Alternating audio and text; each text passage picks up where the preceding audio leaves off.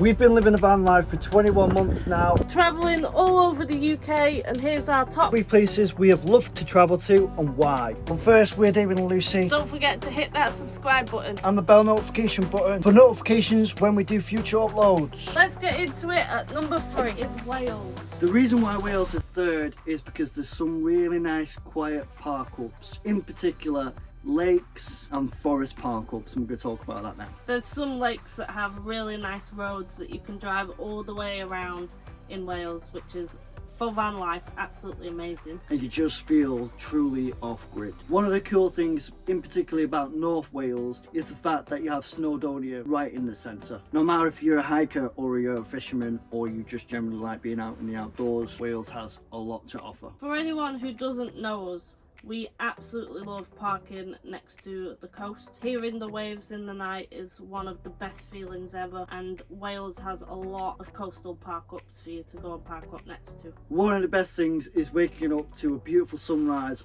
over the coast. It glistens on the water and it's just so beautiful. Now, if you've never been to Wales and you've never been to the coastline of Wales, you will not know how beautiful their beaches are. The beaches are absolutely some of the best beaches you can get in the UK. Some of them have really nice white sand, nice blue seas, and in the summer you can even get in it because it's not too cold. There's one particular beach that we like that's called Nepin, if I pronounced it right, and that in the summer looks like Mexico. It's honestly beautiful, and if you love finding things like sea glass like me, there's so much of it.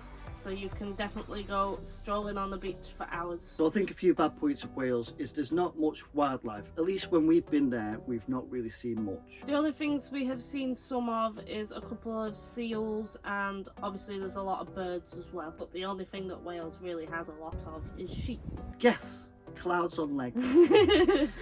What I will say to finally finish off this point at 3 is that Wales isn't really that good for van life. Which is quite irritating because Wales in itself is beautiful and we love going there, but there's a lot of height restrictions, there's a lot of places that say no overnight parking. And some of the locals really don't like you parking. I can particularly name one place. We were parked in the lay-by on the right coming down the hill, and there was a no overnight camping sign which had fell over, and one of the locals that were walking his dog decided to stand it up. And then also later on in the night, a local was coming down the hill and decided to beep at us at about 9 o'clock. So the locals in Wales don't in particular like people in vans or motorhomes. The beeping is something you can get quite a lot when in Wales. At number 2 is mainland Scotland. We went to Scotland 4 times last year and we found out a lot of information. One of the things that we found out that Scotland is very, very welcoming. Now, we feel Scotland is very, very welcoming for a few reasons. There's lots of places to fill up your water. There's also lots of public toilets everywhere, which we think is a great point for Scotland, because when you're living in a van, sometimes you don't want to be using your own toilet. And just say, you can top up your van with water. For free! For free! Another point is that there's loads of places to park up in Scotland. There's places where you can pay, there's loads of campsites, but for us, the main reason we love it is because there's millions of different park-ups to park for free, which we absolutely love. Which makes off-grid living in Scotland one of the best places to do it. There isn't enough time in this video for us to list all of the different park-ups. I think with Scotland, there's a lot of stigma. There's 2 variants of a story. You get van lifers that say, Scotland's not very welcoming and have had their vans destroyed and trashed. Or you've got our side of the story. The locals are very nice towards van lifers, at least in our experience. The scenery in Scotland is just out of this world. It's absolutely beautiful. Sometimes it feels like you're in another country and you're not in the UK. That's how beautiful it can be. Yeah, one thing I love about Scotland particularly is you could be going down a beautiful road, turn a beautiful corner, and it's just different scenery after different scenery. You can get things like forest and loads of trees, and then next minute you're already right next to the coast. It's absolutely amazing. We love Scottish scenery. So there's loads of different coastal park-ups that you can park up at. There's ones where you can be right next to the sea. There's ones where you can be higher up to the sea, but you can still hear it. There's ones where you can be near the coast, but not too close that you can't hear it. You can park up on beaches.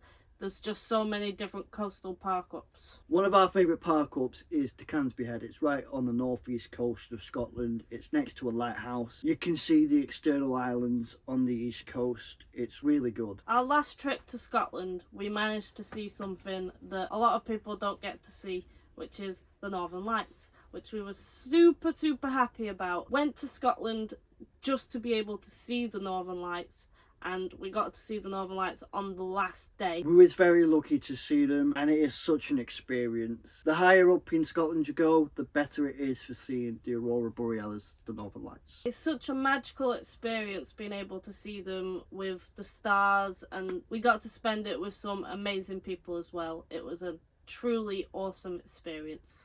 Shout out to all our patrons. There's an abundance of wildlife in Scotland from what we've seen. We've seen a lot of wild deer, which is really cool to see up close and personal, because sometimes they can be right next to your van and you can be able to actually get some pictures of them and videos of them. It's really cool just to see them living in their natural habitat. I love it. I don't know whether Highland cows are classed as wildlife. I don't know whether they're wild, but you can see lots and lots of them up in Scotland. We have a picture of a Highland cow with his head stuck in a bucket trying to eat some food. It's a funny little shot we got.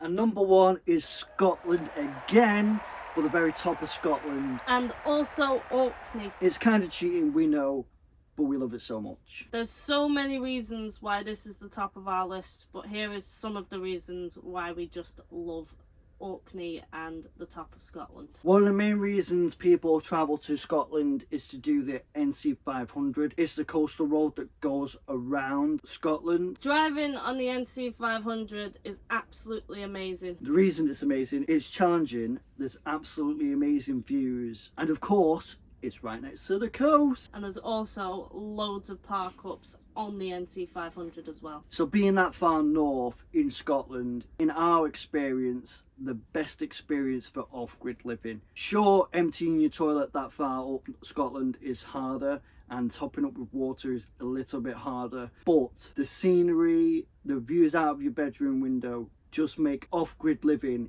in Scotland the best. If you're doing the NC 500, make sure you plan to go to Orkney. It's a must-see.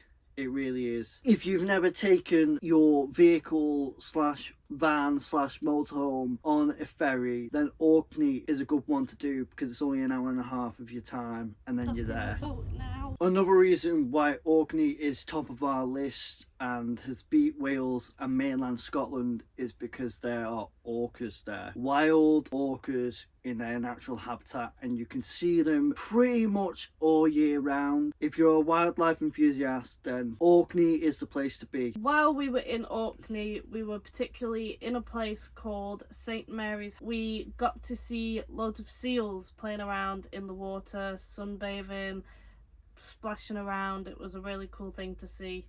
As you could see by this video, there was a lot of them in that one space. While we spent 2 weeks in Orkney, we managed to see orcas 3 times between May and July, which was really good. We managed to see the 64-65s, Hulk and Knot, and then Hulk and Knot again. So the very north coast of Scotland, northeast coast of Scotland is absolutely abundant of wildlife, and this is one of the reasons that the top of Scotland and Orkney are the top of our list to go. It's the best place for off-grid living in a van.